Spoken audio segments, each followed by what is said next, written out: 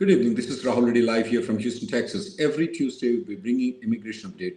Along with me is my business partner, Emily Neumann. Emily, what do we have today to discuss? Today, we want to talk about how these multiple H-1B filings are ultimately impacting the employees. We're hearing a lot of reports of employees applying for a visa at a consulate abroad and being barred for misrepresentation or fraud. So what is causing that? What do you need to know about that situation? We'll also be talking about the chances of a second H-1B lottery based on all of the fraudulent registrations that were done this year and people not filing the petitions. We are expecting there might be a second one. And when does that happen? How does it happen? Do you have to do a registration again? We'll be going through all of those details. A big issue that comes up more and more since the COVID pandemic is just more and more people working remotely on a permanent basis. No longer is it temporary until the pandemic subsides. So what do you need to be aware of for the immigration impact of working remotely if that ends up becoming a permanent choice?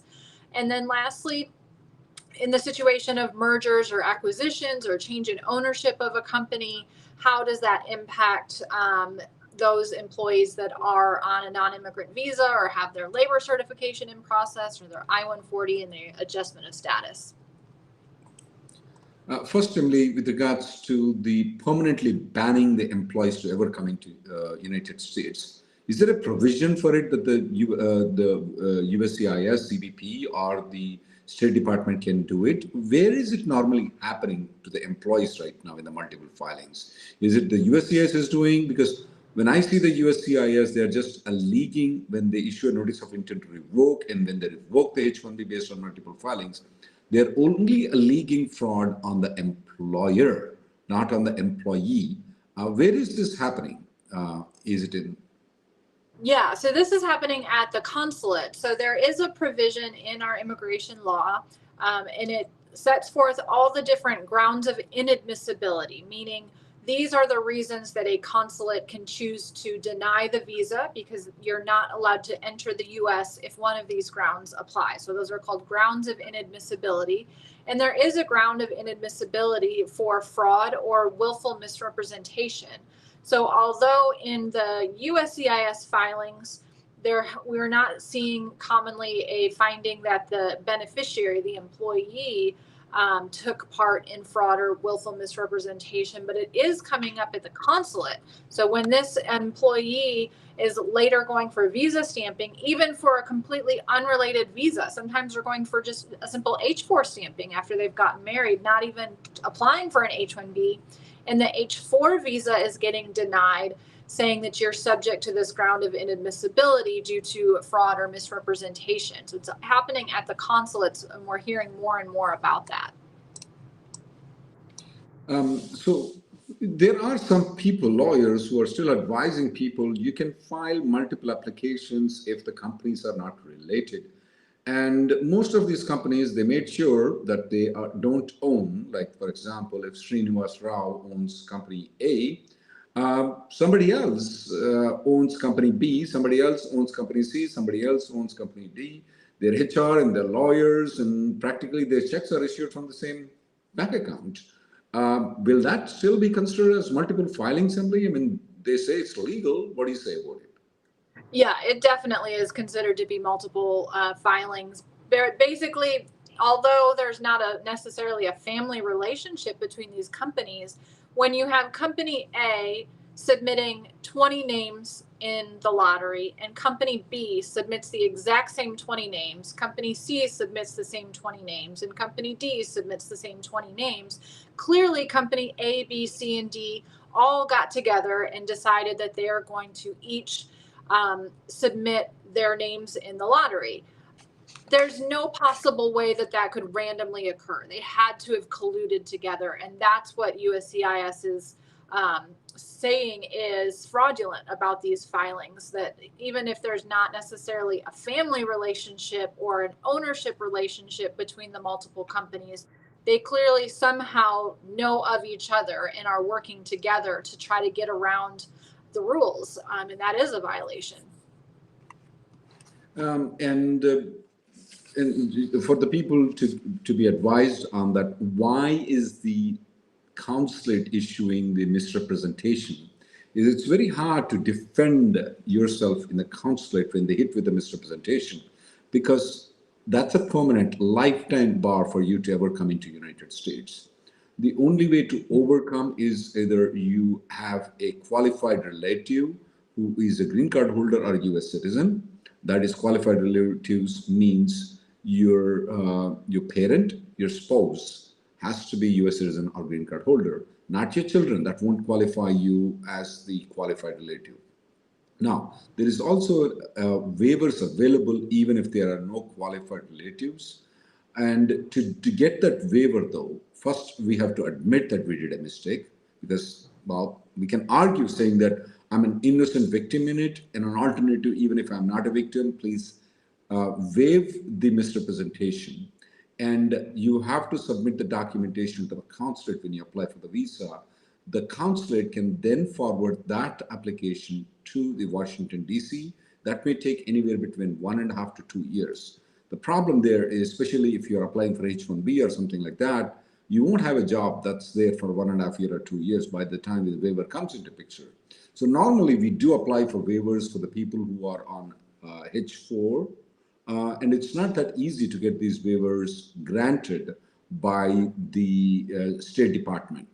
And even if the waiver is granted, it's only for that particular visa. For example, if you're granted for waiver for H-4, then you want to move to green card, though, then that waiver is not applicable, though. And if you want to move to H-1B or F-1 from that time, you have to come back to India and apply for the waiver again, and then go to the H-1B. So practically, once you're hit with the misrepresentation, unless the consulate backs off and says that, well, there's some misguidance, you have not misrepresented, you should not be hit with misrepresentation, the life of you here is over. And we are noticing it, though, only for the cases that have been filed in the past 2-3 years. They are just doing the misrepresentation right now.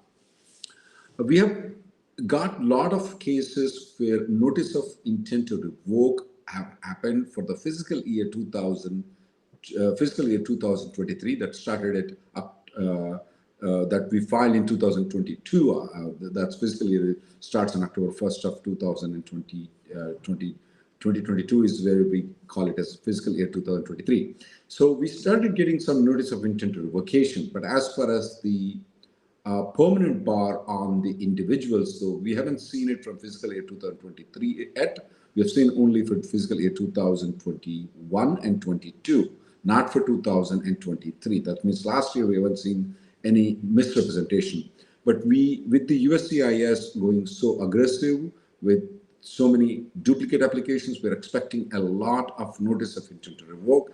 A lot of people will get misrepresentation, especially when they're going stamping.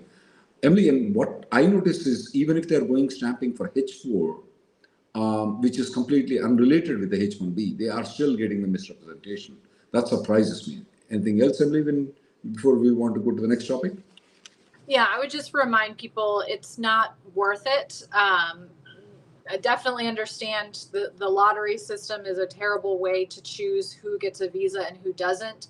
But if you've got those multiple filings, don't file the petition, because you're just going to end up in the future stuck outside the U.S. with a permanent bar, no way to get back in, not qualifying for a waiver, or even if you do, you've got to go through that long process and you're going to lose the job in the meantime. So it may be a short-term gain to actually be selected in the lottery and get the petition approved. But in the long run, it is definitely not worth losing your whole career in the United States due to that. So we would definitely recommend avoiding filing if you're in that situation. Especially Yogesh Krishna is saying that he got an offer from four different companies, have applied from 4 different companies, got picked by 4 different companies. Can I apply for the H-1B? The answer is simply no.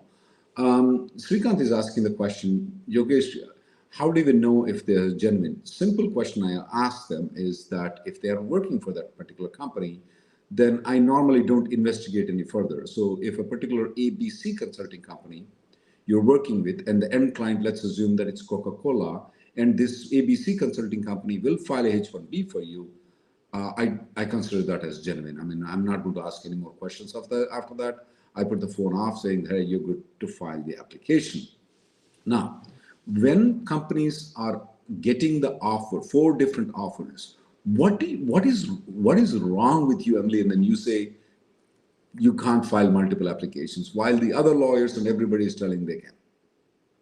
Yeah, I mean, these are not genuine job offers. These are companies that advertised on LinkedIn or on Facebook or through WhatsApp saying, hey, give me your passport biographic data page and a copy of your master's degree, and I'll submit your registration for you, and I'll have my 5 other friends with companies do the same thing for you. That is not a job offer. There's been no interview. There's been no looking into your skills or your background. There's no And client. That you've interviewed with that is ready to bring you onto a project. There's been no vetting of your skills at all in those situations. Those are not valid job offers. And we see that a lot of people come to us and question us, like, why are you telling this? Is that, look, when the USCIS goes after the company, though, the first thing they will do is that they will surrender the entire thing.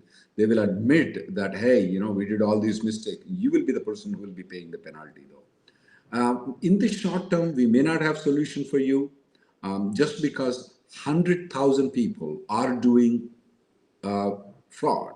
Okay, it doesn't make it good. It doesn't make legal activity if 100,000 people do it.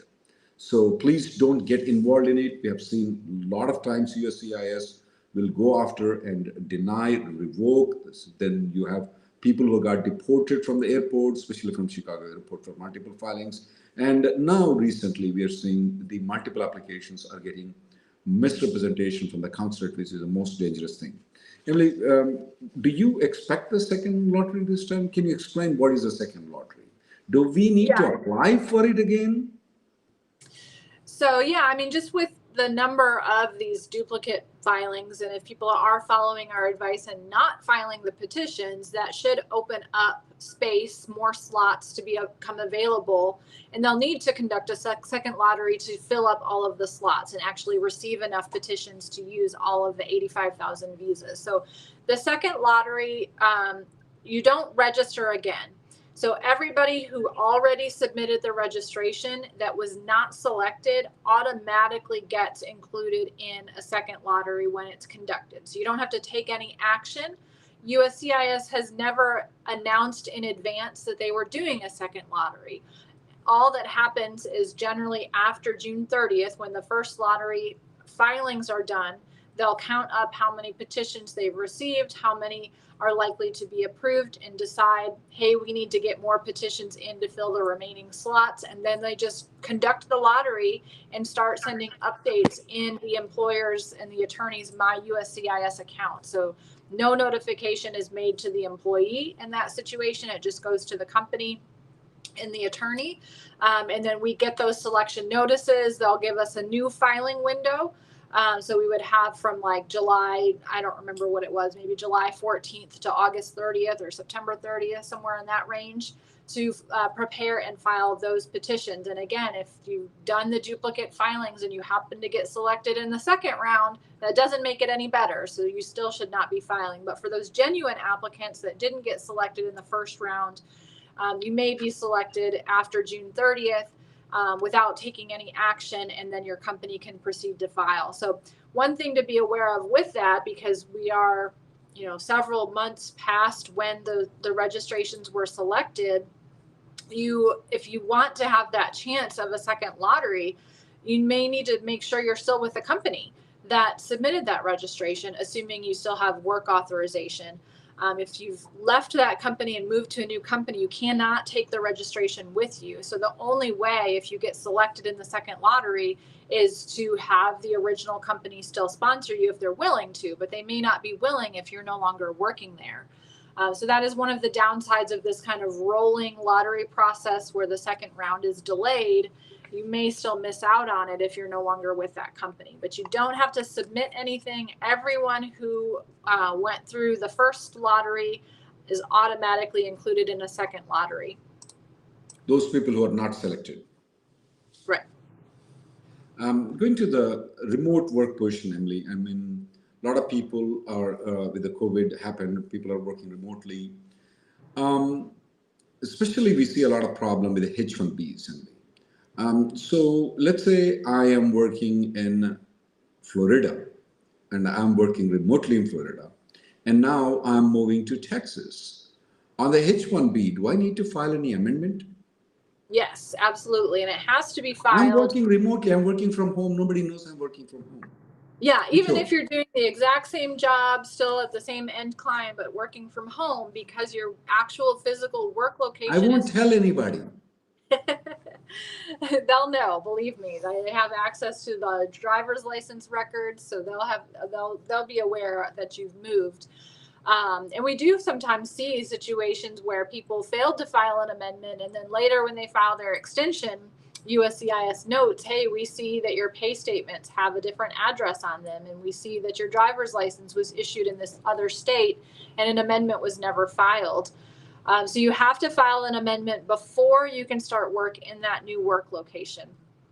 Anytime the work location is not covered by your existing LCA, which basically is if it's outside the county where your current location is or outside of a reasonable commuting distance, then an amendment is required under the matter of Simio guidance, and it has to be filed before you can start working in the new work location. And so anytime someone's got this remote work option, every time you move, you have to make sure that you're filing that amendment if you're moving outside of the county where you currently are, even if the job stays exactly the same. So that's the biggest impact on the H-1B. And then on top of that, it could impact the labor certification. If you've already got that filed and approved, maybe you've already got your I-140 approved, but have not filed the 485 yet, then we need to look into how exactly was the labor certification filed? What did it say about whether remote work was an option? Is this a temporary change where you're just working remotely in the new work location for a year or two, and then when you get your green card, you'll go back to the original work location? Or is it a permanent change? If it's a permanent change, then that can impact your approved labor certification because the labor market was not tested in your new work location. So you definitely need to make sure that you're looking into the labor certification. Will it remain valid based on the new work location? And that will depend on whether it's a permanent change or a temporary change. What about L1, Emily? That's sorry, I moved to a different topic. Let's get to the remote work location. You said for the consultancy companies, most of the PERM labor certifications will have the provision that they can work at multiple locations. So if the person moves from Florida to Texas, that's not a problem. And you also said that if it's a permanent position, like a Coca-Cola company or something like that, as long as the person's intention is to go back to Florida again after they get the green card, which maybe after 100 years, who knows? As long as their intention is to go back, then they don't need to file another labor certification. But if their intention is never to go back, then probably they may have to file a PERM or I-140 again, which is not an immediate concern, Emily, because as long as the I-140 is approved right now, the prior dates are not expected to move much, especially for Indian nationals. So they are fine with labor, I guess, but they need to be aware for the H-1B, you have to file an amendment before you go to the new location, not afterwards. Don't contact your immigration lawyer afterwards. Contact before. Now, with regards to the mergers and acquisitions, Emily, if my company is being purchased by some other company, do I need to file an amended H-1B or can I use the existing H-1B? Let's say, for example, I'm working for Coca-Cola and Pepsi bought Coca-Cola. Do I need to file an amendment for my H-1B? In most cases, no. And that's because the new company or the company that purchased the original company is likely to be considered a successor in interest. So that basically means that the new owner of the company plans on continuing to employ all of the workers in the same job they were in before, in the same work location, at the same terms and conditions, same salary, same job title. And they have basically continuing to operate the same business as it was operating before. So in that situation, the new company is considered to be a successor in interest. And in that way, an H-1B amendment or a transfer is not required. The only thing that the new company has to do is update their public access file with information about the transaction that took place and which LCAs are affected by that. But otherwise, you can continue to use your old approval notice that has the old employer's name on it and keep working for the new company. You can even go for visa stamping in that situation, even though the company name is no longer correct on your approval notice. When you are in that situation, we generally recommend that you carry a letter from the employer that explains that the transaction that occurred and explains that they are a successor in interest, and to please allow them to travel and to receive their visa stamp, even though the old company name is on that petition. So most of the big mergers and acquisitions do qualify as successor in interest. There are some limited situations where maybe a completely new company, they're just changing the tax ID number, changing everything about the company, and they're not intending to continue to take on the immigration liabilities. That's where maybe an H-1 transfer might be necessary, because it's a completely separate brand new company that they're just moving everyone to, not an actual merger or acquisition. It would be a little bit different on the I-140 side. So if you've already got your labor certification approved and your I-140s approved, an I-140 amendment is still required in the event that the new employer is a successor in interest, because they have to document to the Immigration Service that they qualify as a successor in interest, that the terms and conditions listed on your original labor certification are still there, and that they intend to still offer you that position, and that they have the new company has the ability to pay the wage. So an I-140 amendment may be required even if an H-1B transfer or amendment is not required.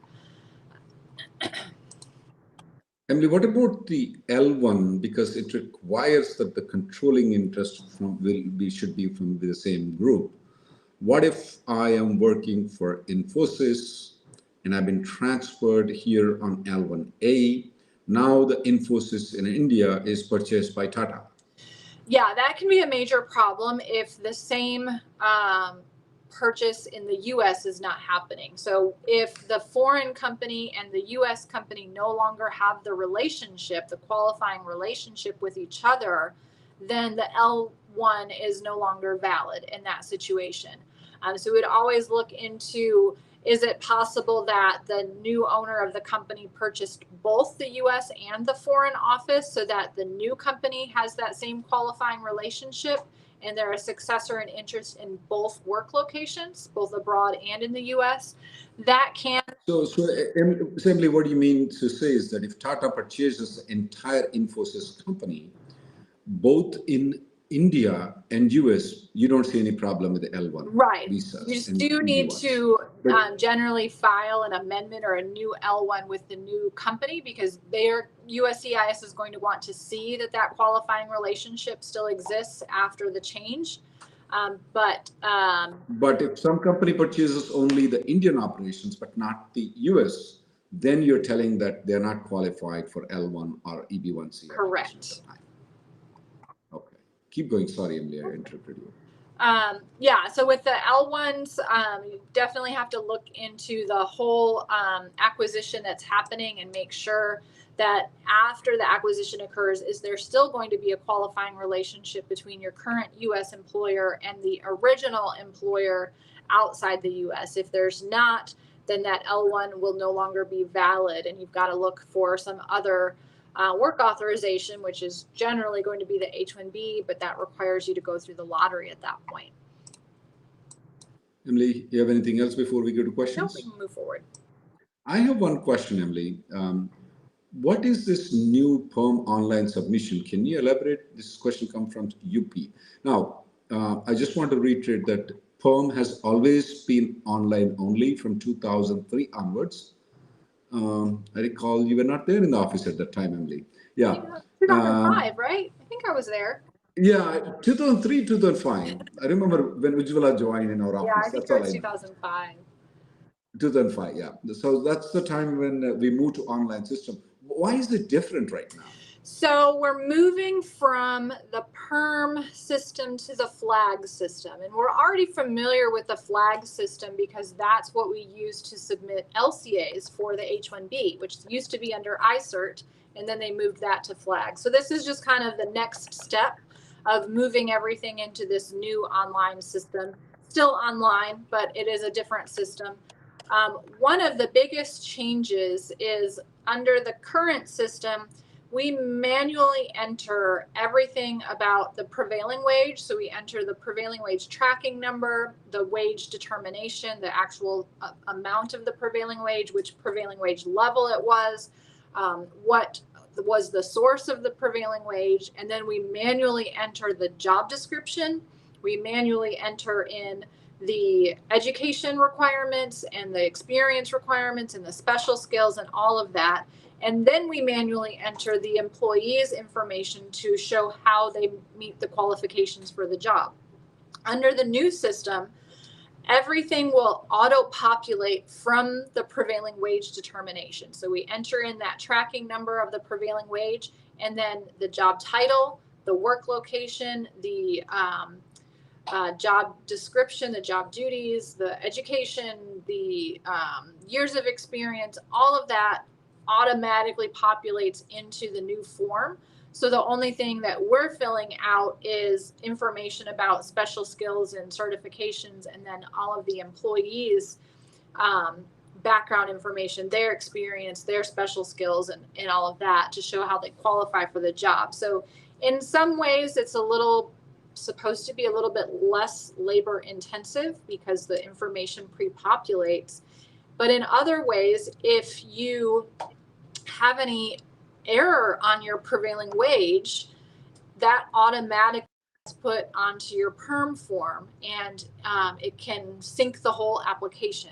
So after you've waited for your 7, 8, 9 months to get your prevailing wage, and then you go through the 6 months of advertisements, and finally you're ready to file and realize there was an error made on the very first thing you submitted, you cannot get rid of that error by just modifying the form. So that's probably the biggest change. And then there's an issue right now with using a prevailing wage that was actually submitted by a different attorney. There's no way to capture that information into your own account.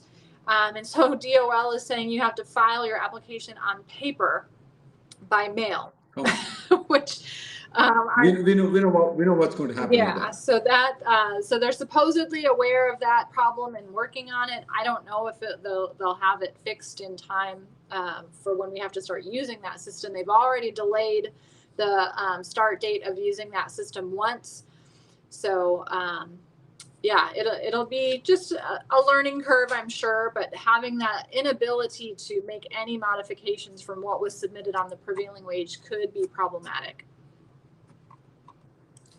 Okay, I'll go to some of the questions and you can go to it. Is waiver necessary for EB1 if somebody is on J1? This questions comes from Mayur. If you have a 2 years residency requirement, you don't need a waiver when you file an EB1 I-140 application.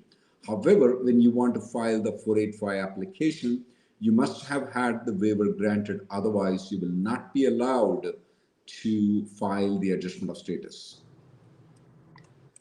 Question that comes with regards to, I'm leaving the company.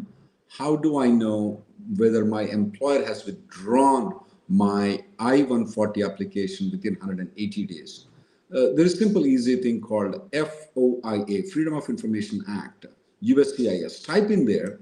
After the 180 days, you file the Freedom of Information, you will get a copy of the I-140 petition. In there, in the first page of the I-140 application, they will tell if it's been withdrawn and if it's been withdrawn on what date it is. Based on that, you can tell whether your application has been withdrawn within 180 days or not. Gautam is asking question, how much movement is expected on EB1 priority date this October? We may not see much movement in October, though. The reason is that we have extra 60,000 green cards that are available in the employment-based category in this fiscal year because of the unused family immigration. We may not be expecting any extra green cards next year, especially for Indian nationals. We may not be expecting much movement in the priority date in October. That's my prediction. I may go wrong.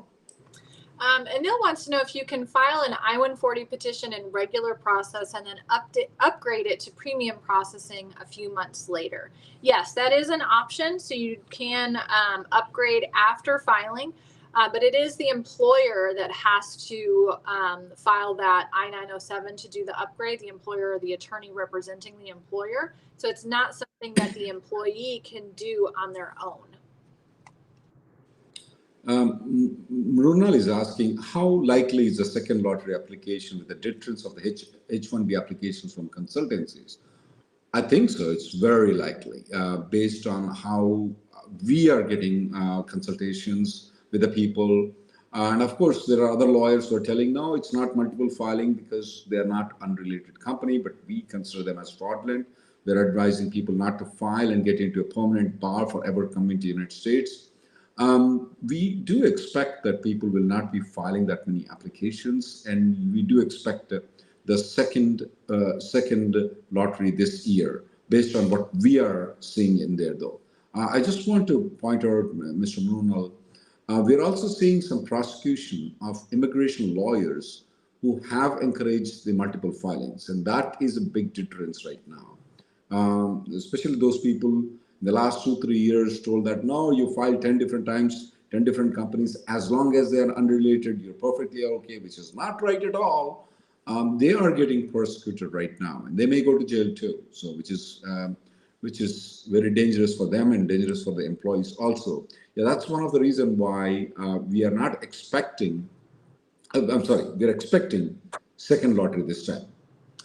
Speaking of the second lottery, King Slayer asks, is there any way to check how many slots are left for that upcoming lottery that would happen in July? No, USCIS does not share much information publicly on this. So way back in the old days when we had kind of a longer filing window where we would actually file the petition first, and they would actually announce every week the cap count. There was this H-1B cap count page that you would just keep refreshing to see how many petitions had been received to know when the cap is going to run out. They don't do that for this electronic registration process. We'll be lucky if they actually tell us how many petitions they ended up getting and approving at the end of the whole fiscal year. They just don't share anything anymore. VG has this question. My H-1B got picked up with the original real company, which we know what that means. What do you mean by original real company, Emily? The company is working. And he also applied from 2 different consultancies, which we know what those consultancies. Thankfully, he got picked up from, thankfully, he did not picked up from the consultancy. Am I safe? It's a question of interpretation right now. VG, we have not seen any time when people have not filed the application, they were not hit with misrepresentation as of now. But will there be a problem for you because you have collaborated with 2 different companies in trying to defraud the immigration system? There is a possibility for it. There is nothing you can do. You can't go into the time capsule, which does not exist. Don't try it. You can't go right now, but at this point of time, there is nothing you can do. Keep observing our YouTube channel, and we will update you if there is any prosecutions for the employees, if there is any misrepresentations hit for the people who have not filed the H-1B with these companies.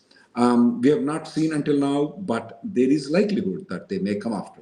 The reason why we suspect that is that previously we were thinking that they were not tracking these duplicate applications properly, though. We were blindfolded completely because they were tracking all these people. They published all this information online. So we may see some action on people like you who have not been selected, not even filed with those companies. Just because your name was being put forward, there is a chance that you may be in trouble. But there is nothing you can do right now. Don't consult us right now because there is nothing we can offer you right now, other than saying if you get selected in the second lottery with these companies, don't go with them. Jobshorn says, any thoughts on when USC is going to release a list of these companies that colluded?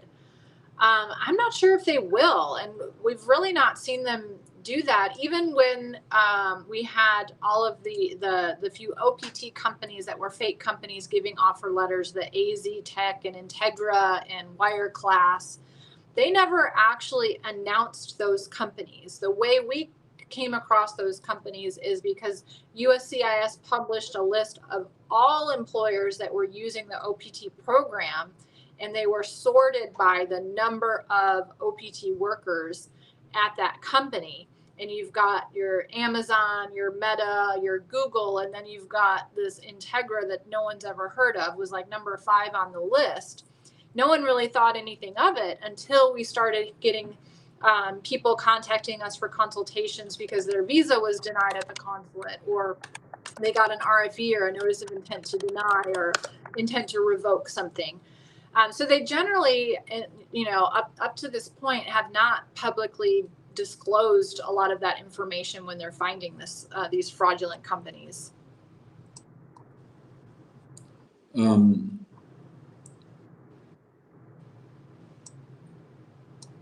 Should I file my I-140 before or after STEM extension? He's from non-backlog country. Oh, you can file before STEM extension. It's not a problem at all. You will not have any problem at all. If you file before STEM extension, there will not be any problem. There's another question with regards to a student visa. Can an I-20 be extended while staying in United States? Or do you have to go outside the country? The I-20 can be extended in United States. You don't have to go outside the country.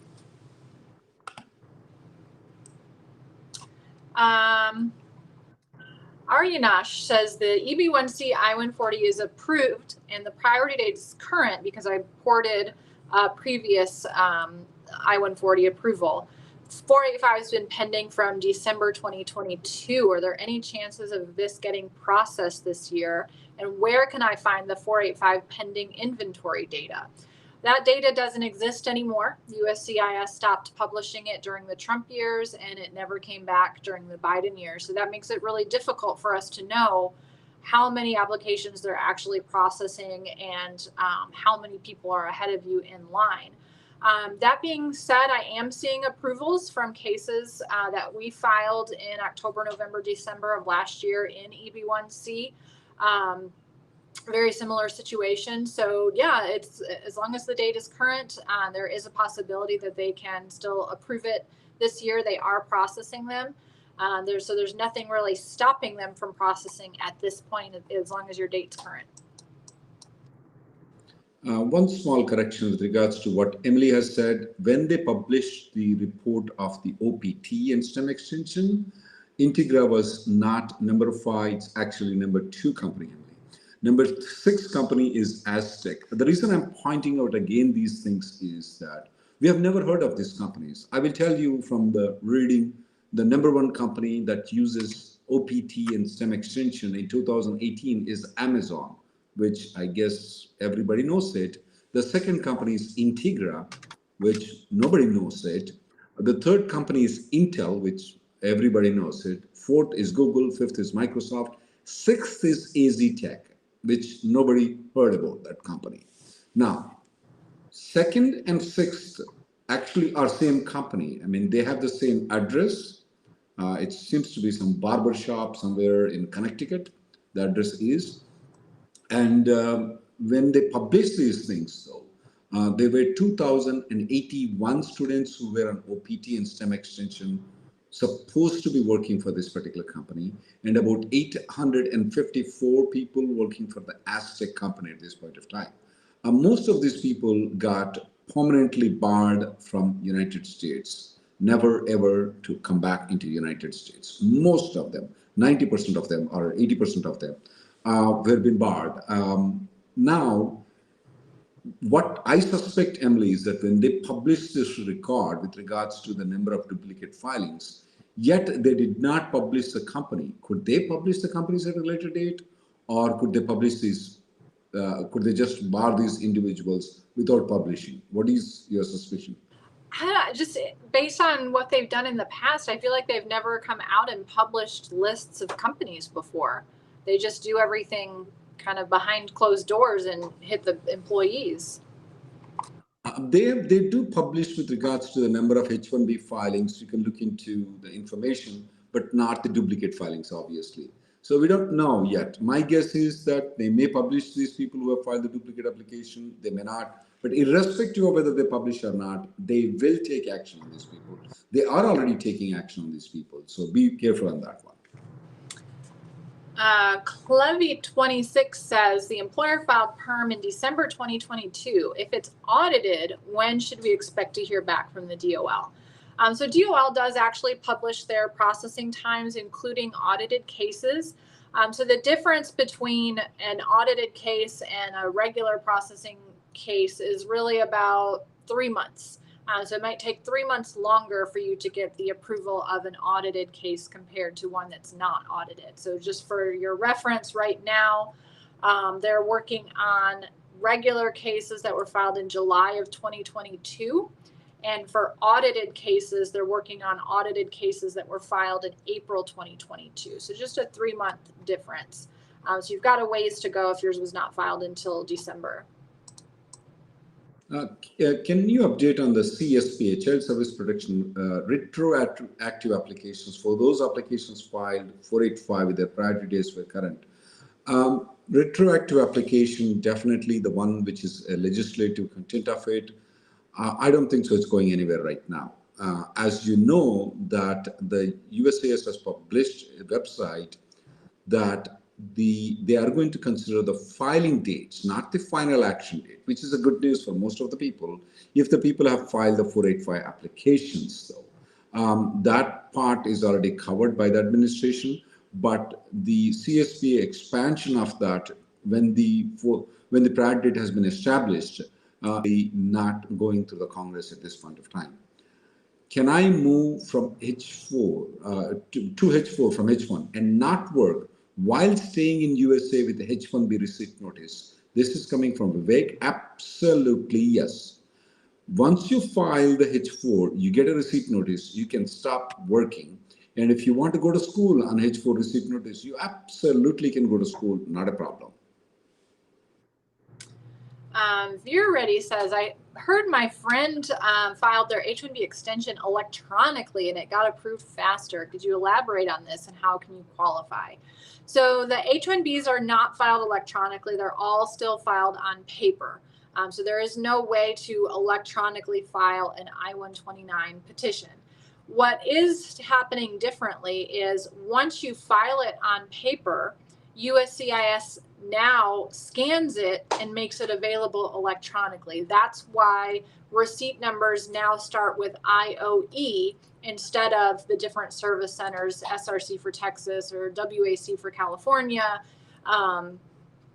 EAC for Vermont. So now if your receipt number starts with IOE, that means they did scan it and make it electronically available after it was filed on paper. I wouldn't say they're processing them any faster or slower than they were before. Some of them are going through unexpectedly quickly, but it's not because of anything anyone did to make that happen. It's just random luck. Emily, I want to discuss with you on one of the questions presented by Narmata Chowdhury. And this is where typically what happens. And she got 2 job offers. One from a consulting company, and we know what that job offer is, and one where she is actually working. So let's consider that the company that she's working as company A, she's working with company A, she applied H-1B with company A, she did not get selected with company A. She got a job offer from company B, allegedly job offer, and she filed the H-1B with company B. It got selected in the lottery with company B, and that job offer, kaboom, it went somewhere. We don't know where it went. Now, company B is contacting company A to transfer the contract to them. Is that a genuine H-1B? Do you think so? Should she go and file the H-1B with company B? No, definitely not. Why not? Well, when company B submitted their registration, they said, we have a valid job offer for you.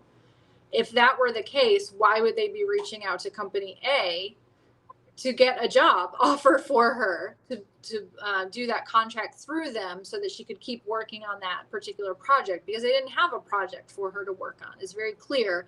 And when all of that paperwork gets signed after the H-1B is selected, I mean, the dates are very clear that at the time they submitted that registration, there was no contract. And now all of a sudden when we're filing, there's a contract. They know where she's working on OPT. It's very easy to put two and two together, that there was nothing planned for that job at the time the registration was submitted, and everything came up with after the fact in order to take advantage of that selection. I mean, one more discussion that I want to have on this particular topic is that this comes from Mayur.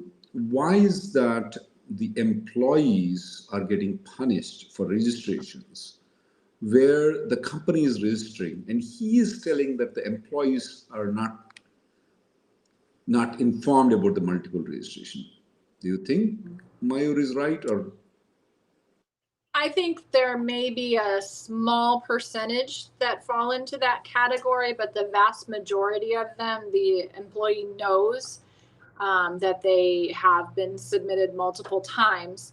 And, you know, when USCIS is issuing that notice of intent to revoke or an RFE on that filing, we see a lot of times the companies submit fake project documents and claim they're going to be working on this particular project, and they provide all of these documents about it.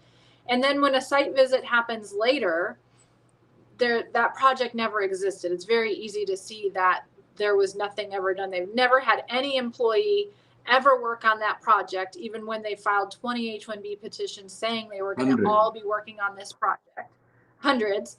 And as soon as they find an actual project, then they move the person onto that project. Then they fail to file the amendment. The work location that was listed on the original petition is like a PO box office. It's not an actual office space. So these all have a very common theme through them that USCIS is very familiar with.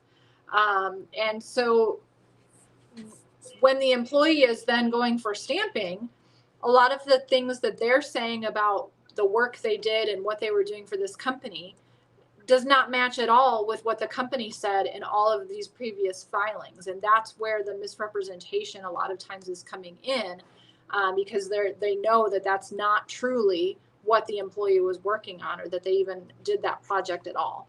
But with regards to the multiple registration, where does the employee stand when they are hitting with a misrepresentation?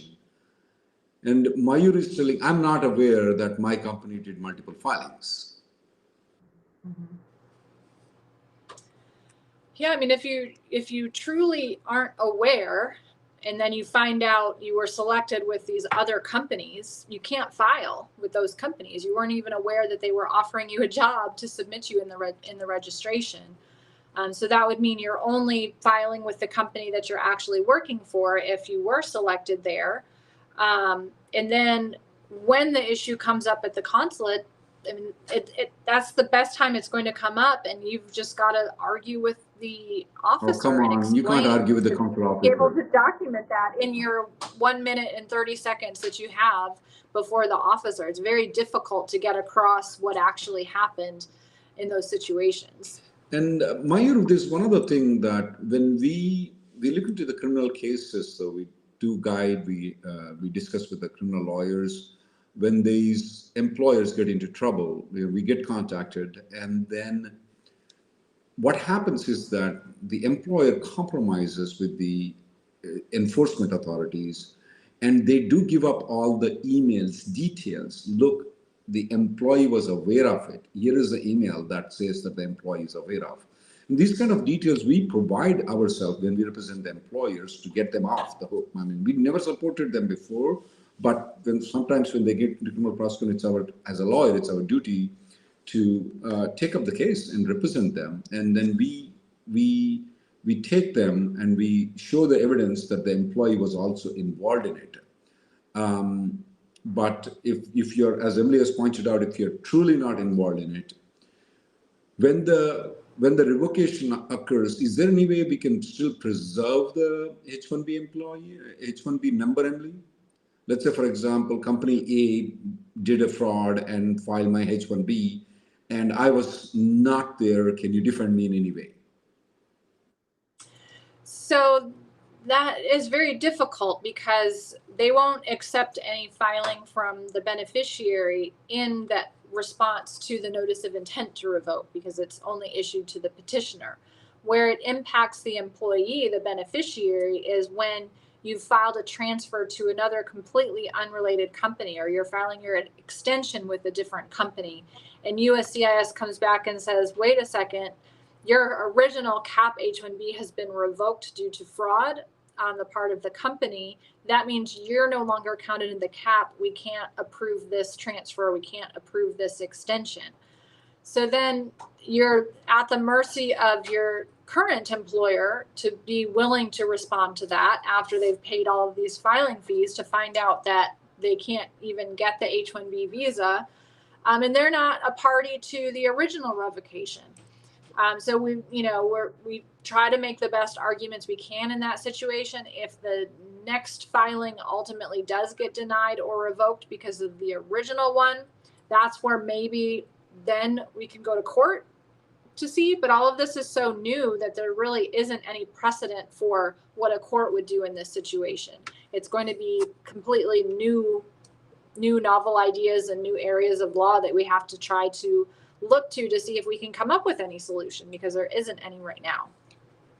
Question that is coming from Bhagya: is it a good option to file a PERM on OPT with all the uncertainties going on the H-1B lottery in the next attempts? The PERM and I-140 will not get you an employment authorization if you are from India, though. If you are from the rest of the world, it will get you an employment authorization. It will get you ahead of the queue in the green card, but it won't get you employment authorization immediately. So it doesn't help you to stay in the country. If you're from India, it doesn't help you get an employment authorization immediately. It may just help you to get in the queue way ahead for the long line that we have for the green card. So I don't think so that you are achieving your purpose by filing a PERM, though. Shravani has this very good question. Are people being deported at port of entry for filing multiple H-1Bs? There is one or two instances, only in Chicago airport, which is the horrible airport to ever come across, of this multiple filings. But I wouldn't say that there's been a mass deportation of the people who have filed multiple H-1Bs. Although we are seeing a lot more misrepresentations getting hit at the consulate that they can ever come back into the United States. That is going on a lot, but not much on the deportation side. From the CBP, we haven't seen it. And if they've been deported, we don't know if it considered as a multiple filing or was it an in-house project. And we know what an in-house project is.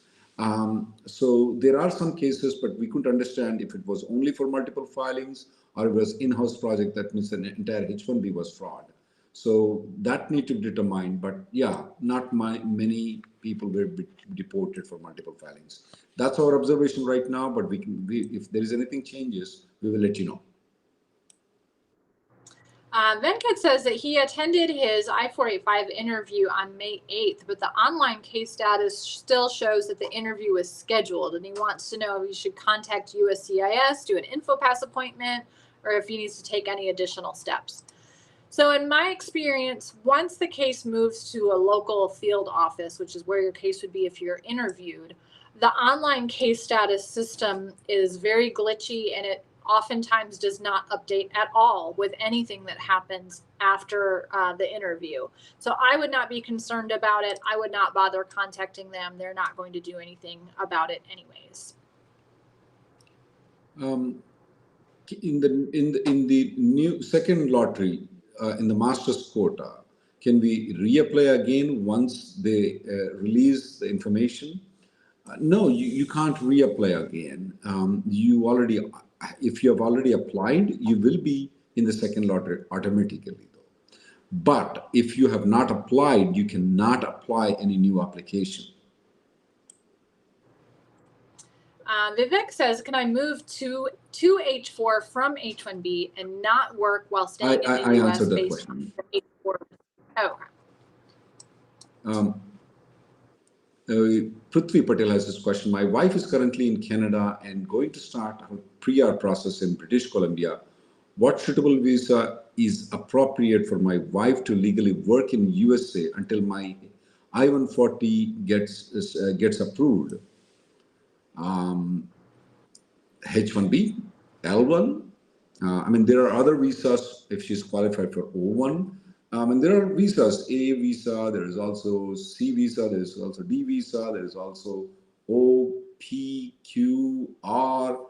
So there are multiple visas. If she's eligible for any of those things, then she can. But practically, people are either eligible for H-1B or maybe in rare occasions, L1. If those two options are not there, the other options are mostly very restrictive to the select few individuals that may be eligible for. So speeding up your I-140 would definitely be the best way to have your wife employed in USA.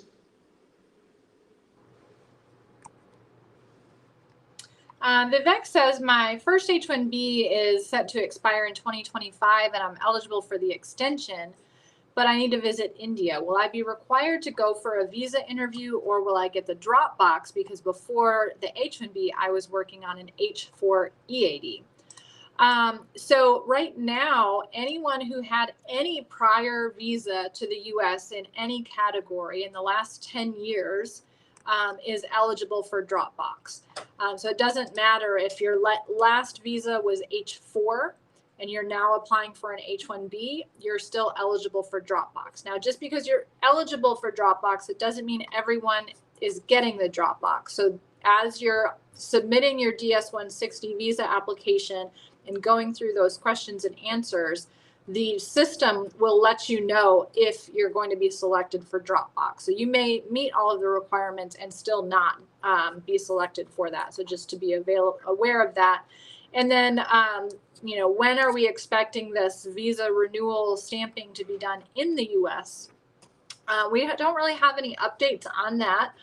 We do know it is the plan for them to go back to issuing visas in the US rather than forcing everyone to go abroad every time they need a new visa stamp. They have a lot of things to work out between the different offices and biometrics and things like that. But honestly, the people that are getting the Dropbox and appointments now, their visas are being processed by other consulates or even in the US right now because they don't have enough consular officers to handle all of the visas that they're issuing. So I wouldn't think it would take too much for them to get that set up, but we know how the government is, and especially when it comes to immigration, nothing happens quickly. Emily, I want you to correct one of the advice that I will be giving to Ishasri Madhireddy. She's working for company A. She filed for the H-1B with company A, got picked up for the company A in the lottery. She also filed with company B and also got picked up with company B. Now the question is, should we tell her to apply H-1B with company A? Because that's a genuine company. We know she's already working for that company, or she should not file this year at all. My advice to her, and correct me please, is go ahead and file H-1B with company A, because this company A is a genuine company, nothing wrong with this. The H-1B is good. You have a position there. You're already working there. Go ahead and file the H-1B. Even though you got selected with company B, is there a chance for trouble for this girl later on? There is a chance for this person to get into trouble later on. But at this point of time, under the conditions you are in, I'm advising them to file the H-1B with company A. Yeah, I agree with that. I think there definitely is a chance that they could come back later and claim that, you know, you gamed the system and you had more chances in the lottery and that's why you got selected, even with the genuine company. We haven't really seen that happening. Now, it would be different if there were 9 other people at the company that she's working for that also were submitted by the other company, to where they're overlapping their the people that are being submitted, and it's all the same group of individuals. That's a different situation. If there's just one person that happened to be submitted with 2 different companies and only selected with the actual legitimate company, not seeing a lot of issues for those people right now from prior years. But this year's everything's different because USCIS has never come out before and said that, hey, we see all of this, these duplicate filings, even though they were happening. So there's definitely a new focus this year, and we have not seen any outcomes of this year duplicates yet. Anything else, Emily? Nope, I think we're out of time for today. Thank you everyone for joining us. And don't forget to subscribe to our newsletter by going to rnlawgroup.com. And you can always join our free daily conference call if you have additional questions you'd like to ask. Thank you very much for tuning in.